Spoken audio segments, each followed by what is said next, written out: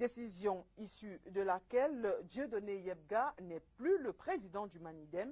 Un nouveau bureau devant assurer les affaires courantes en attendant le congrès de 2018 a été présenté à la presse. Bureau coordonné par Anissé Ekane. Les détails, c'est avec Léla Renganji. Ce n'est pas la tête qui décide qui n'est plus membre du Manidem. C'est un juge qui le décide. Donc, si Yebga va aller au bout de son... Il faut qu'il porte plainte que le juge décide que Ekane X et Y ne peut pas parler au nom du Manidem. Une conférence de presse en contre-attaque après la dernière sortie manquée de Dieudonné Yebga pour justement le démettre de ses fonctions de président du mouvement africain pour la nouvelle indépendance et la démocratie. 4 noms pour assurer les affaires courantes désormais jusqu'au prochain congrès de 2018. Aucune précision sur la date. Gontieux Sébastien, Dogmo-Fils Valentin, Zambo Kotor, Bédimoko et à la coordination de tout ce beau monde, Anissé Ekane, qui avait pourtant été suspendu, à l'instar d'autres membres du nouveau bureau, lors du dernier comité national de coordination tenu à Bankomo le 29 juillet dernier sous la supervision de Dieudonné Yebga, qui jusqu'à il n'y a pas très longtemps était reconnu par tous comme étant le président de cette formation politique.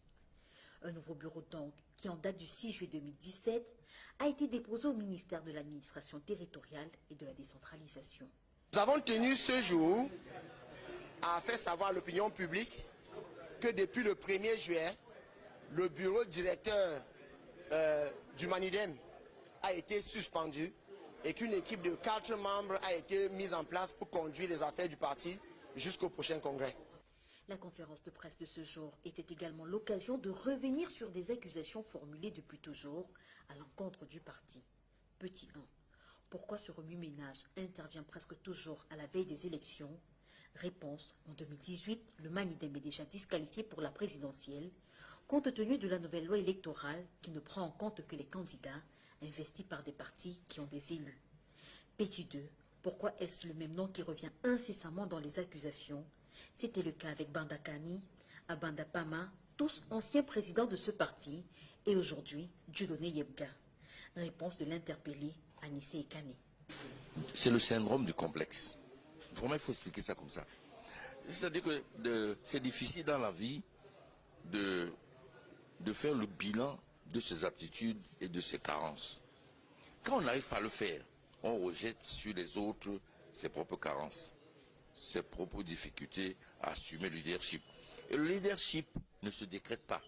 Il se construit durant des années, des actions, etc.